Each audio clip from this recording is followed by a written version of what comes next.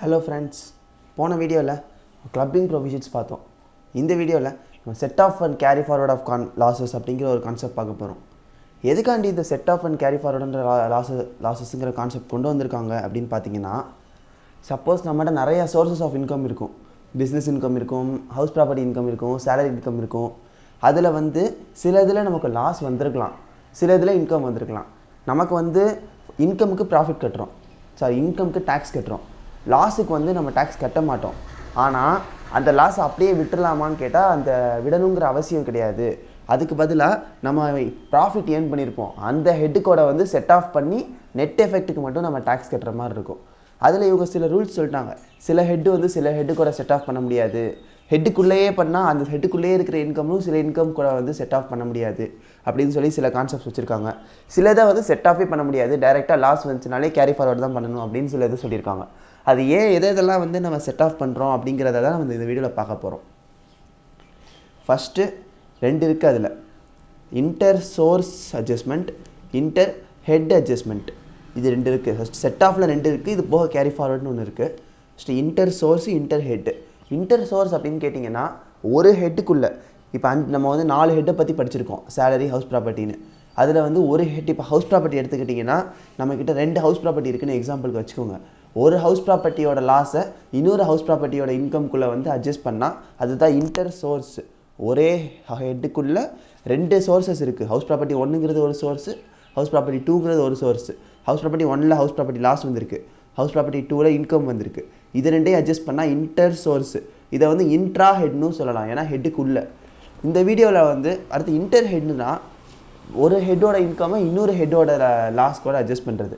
நமக்கு இப்போ house ப்ராப்பர்ட்டியில் income வந்திருக்கு, பிஸ்னஸில் லாஸ் வந்திருக்குன்னா அந்த ஹவுஸ் ப்ராப்பர்ட்டியோட இன்கம்மையும் பிஸ்னஸோட லாஸையும் அட்ஜஸ்ட் பண்ணி நெட் எஃபெக்ட்டுக்கு மட்டும் நம்ம டேக்ஸ் கட்டிக்கலாம். இதுதான் இன்டர் ஹெட். 2 ஹெட்டுக்கு கூட நடக்கிற set of inter head set of. நம்ம இந்த வீடியோவில் இன்டர் சோர்ஸ் அட்ஜஸ்ட்மெண்ட் பார்ப்போம். ஃபஸ்ட்டு இன்டர் சோர்ஸ் அப்படின்னா என்ன சொன்னேன், ஒரு ஹெட்டுக்குள்ளே இருக்கிற 2 சோர்ஸஸ்குள்ளே அட்ஜஸ்ட்மெண்ட் பண்ணால் அதுதான் இன்டர் சோர்ஸ் அப்படின்னு சொன்னேன். First house property loss can be adjusted against house property income. 2 house property இருக்குது, ஒரு ஹவுஸ் ப்ராப்பர்ட்டியோட லாஸை இன்னொரு ஹவுஸ் ப்ராப்பர்ட்டியோட இன்கம் கூட அட்ஜஸ்ட் பண்ணால் அது இன்டர் சோர்ஸ் அட்ஜஸ்ட்மெண்ட். அடுத்து non speculative business can be adjusted against non speculative business income or speculative business income. Business இன்கமாக நமக்கு 2 டைப் இருக்குது. ஆர்டினரி பிஸ்னஸ் இன்கம்னு ஒரு பிஸ்னஸ் இன்கம் வரும், ஸ்பெகுலேட்டிவ் இன்கம்னு ஒரு பிஸ்னஸ் இன்கம் வரும். இந்த கேஸில் நமக்கு நான் ஸ்பெகுலேட்டிவ் பிஸ்னஸ் லாஸ் அப்படின்னா மீனிங் என்ன, general business loss. General business லாஸை ஜென்ரல் பிஸ்னஸ் இன்கம் கூடயும் அட்ஜஸ்ட் பண்ணிக்கலாம், ஸ்பெகுலேட்டிவ் பிஸ்னஸ் இன்கம் கூடயும் அட்ஜஸ்ட் பண்ணிக்கலாம். இது எப்படி, நான் ஸ்பெகுலேட்டிவ் பிஸ்னஸை 2 கூடயும் அட்ஜஸ்ட் பண்ணிக்கலாம். ஆனால் ஸ்பெகுலேட்டிவ் பிஸ்னஸ் லாஸை ஸ்பெகுலேட்டிவ் பிஸ்னஸ் இன்கம் கூட மட்டும்தான் அட்ஜஸ்ட் பண்ணணும். அப்படியே ஆப்போசிட்டாக வரும். அதில் நமக்கு பிஸ்னஸ் இன்கம் லாஸ் பார்த்தீங்கன்னா பிஸ்னஸ் இன்கம் கூடயும் அட்ஜஸ்ட் பண்ணலாம், நான் பிஸ்னஸ் இன்கம் கூடயும் அட்ஜஸ்ட் பண்ணலாம். ஆனால் ஸ்பெகுலேட்டிவ் பிஸ்னஸ் லாஸாக இருந்துச்சுன்னா ஸ்பெகுலேட்டிவ் பிஸ்னஸ் இன்கம் கூட மட்டும்தான் அட்ஜஸ்ட் பண்ண முடியும். நல்லா நோட் பண்ணிக்கோங்க. அடுத்து செக்ஷன் 35AD ஸ்பெசிஃபைட் பிஸ்னஸ் அப்படின்னு சொல்லுவாங்க. அந்த ஸ்பெசிஃபைட் பிஸ்னஸோட லாஸை ஸ்பெசிஃபைட் பிஸ்னஸோட இன்கம் கூட மட்டும்தான் அட்ஜஸ்ட் பண்ண முடியும், வேறு எது கூடயும் பண்ண முடியாது. சப்போஸ் அந்த செக்ஷன் 35AD பிஸ்னஸ்க்கான இன்கம் நம்ம அந்த வருஷத்தில் இல்லைன்னா இது பண்ணணும், அடுத்த வருஷத்துக்கு கேரி ஃபார்வர்ட் பண்ணணும். கேரி ஃபார்வர்ட் அடுத்து பார்ப்போம். ஷார்ட் டேர்ம் கேபிட்டல் லாஸை ஷார்ட் டேர்ம் கேபிட்டல் கெயின் கூடயும் அட்ஜஸ்ட் பண்ணிக்கலாம், லாங் டேர்ம் கேபிட்டல் கெயின் கூடயும் அட்ஜஸ்ட் பண்ணிக்கலாம். ஆனால் லாங் டேர்ம் கேபிட்டல் லாஸை லாங் டேர்ம் கேபிட்டல் கெயின் கூட தான் அட்ஜஸ்ட் பண்ணணும். இதை ஈஸியாக ஒரு ஷார்ட் கட் மாதிரி ஞாபகம் வச்சுக்கலாம். ஷார்ட் டேர்ம் கேபிட்டல் லாஸுங்கிறது பிரதர், லாங் டேர்ம் கேபிட்டல் லாஸுங்கிறது அண்ணே. இவன் ஷார்ட் டேர்ம்னா தம்பி, லாங் டேர்ம்ங்கிறது அண்ணே. ஷார்ட் டேர்ம் அண்ணே தம்பிகிட்ட ஹெல்ப் கேட்க மாட்டான், ஆனால் தம்பி அண்ணன்கிட்ட ஹெல்ப் கேட்பான். அந்த கேஸில் பார்த்தீங்கன்னா அண்ணன்கிட்ட தம்பி ஹெல்ப் கேட்குறான். இதில் அண்ணே அவனோட கேட்டகரிக்கோட மட்டும் தான் ஹெல்ப் கேட்பான், தம்பிகிட்ட போய் ஹெல்ப் கேட்க மாட்டான். Which means short term capital கெயினோட ஹெல்ப் தேவைப்படாது, அது கூட அட்ஜஸ்ட் பண்ண முடியாது.